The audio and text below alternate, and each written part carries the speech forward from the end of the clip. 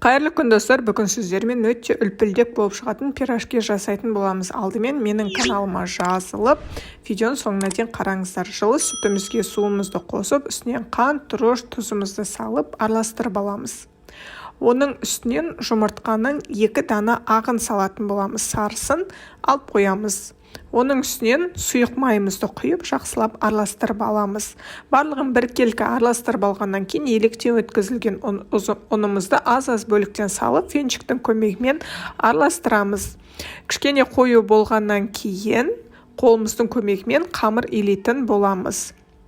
Қамырымыз өте жұмсақ болуы керек, сол кезде сіздің пирожкилеріңіз үлпілдек болып шығатын болады. Қамырды ашығанша қалдырамыз, ол аралықта пюресін дайындаймыз.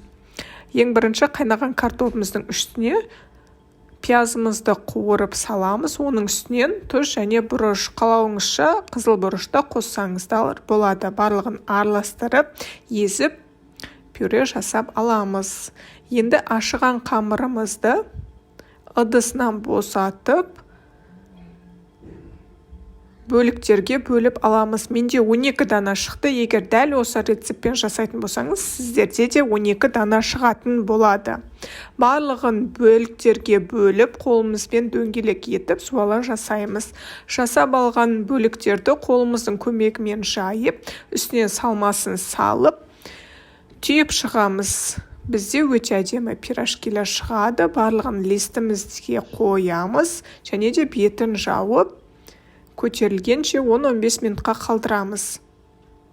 Пирожкилеріміз көтерілгеннен кейін жұмыртқаның сарысын алып, барлығының бетіне бір келкетіп жағып шығасыздар. Сол кезде пирожкилеріңіз қып-қызыл әп-әдемі болып пісетін болады. 180 градус пеште беті қызарғанша пісіріп аласыздар. Сол кезде сіздерде осындай әдемі үлпілдек өте дәмді пирожкилер дайын болады. Міндетті түрде менің рецептімен жасап көріңіздер. Төменге описанияға барлық құрамын жазып қалдырамын. Сол бойынша жасаңыздар. Сіздермен болған Айдана. Менің каналыма тіркеліп, лайк басып, комментарий қалдырыңыздар. Алдағы уақытта өте көптеген рецепттермен бөлісемін.